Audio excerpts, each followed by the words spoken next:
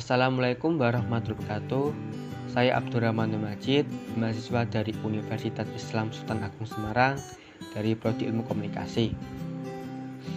Dalam video kali ini saya akan sedikit menjelaskan tentang sistem penyiaran digital Indonesia. Yang namanya sebuah sistem pasti mempunyai kelebihan dan kekurangan masing-masing.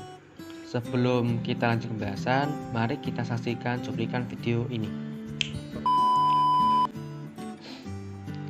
Pemerintah Indonesia rencananya akan menerapkan sistem penyiaran digital atau WASO analog switch off ini pada tanggal 30 April tahun 2022 dan rencananya target sampai tanggal 2 November 2022.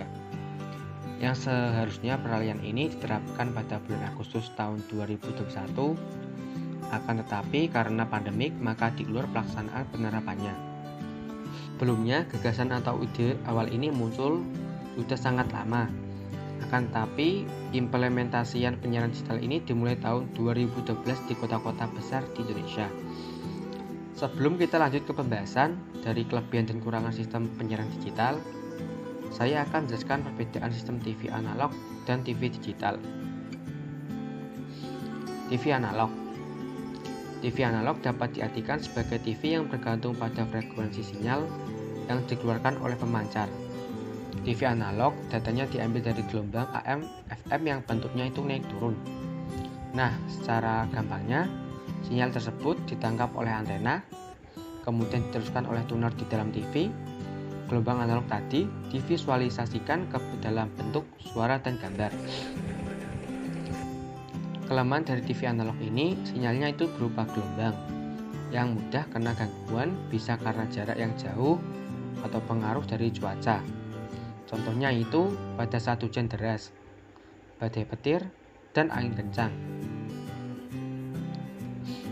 Faktor-faktor itu yang menyebabkan antena berubah arah dan gelombang yang ditangkap sedikit.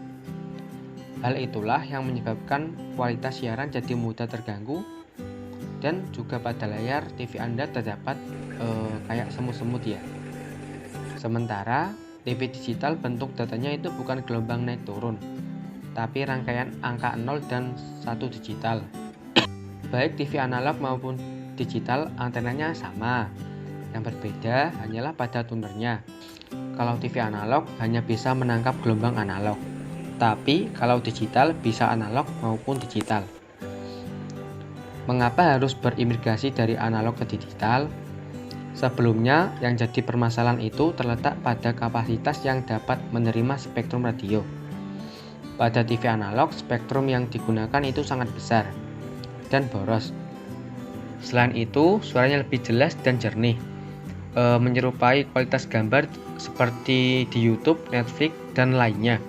Nah, ini menjadi kelebihan dari sistem penyiaran digital yang tidak dimiliki oleh TV analog.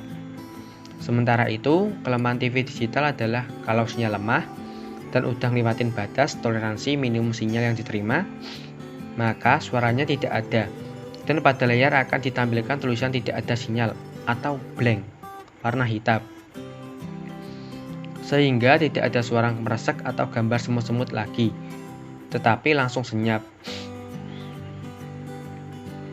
Selain itu, kurang meratanya penyebaran sinyal seperti di pedesaan yang terpencil, menangkap sinyal analog saja masih sedikit, sehingga perlu dijadikan PR bagi pemerintah.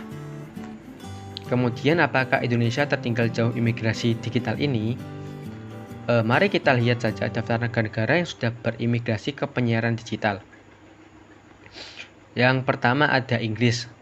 Inggris sudah melakukan imigrasi ini pada tahun 2005. Perancis dan Amerika pada tahun 2010.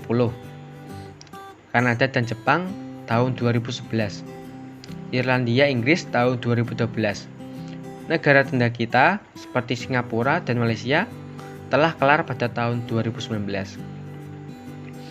Kita doakan saja ya, semoga rencana pemerintah dalam berimigrasi ke sistem penyiaran digital ini segera terrealisasikan, sehingga masyarakat mendapat tontonan yang baik dan kualitas yang bagus dari segi suara dan gambar.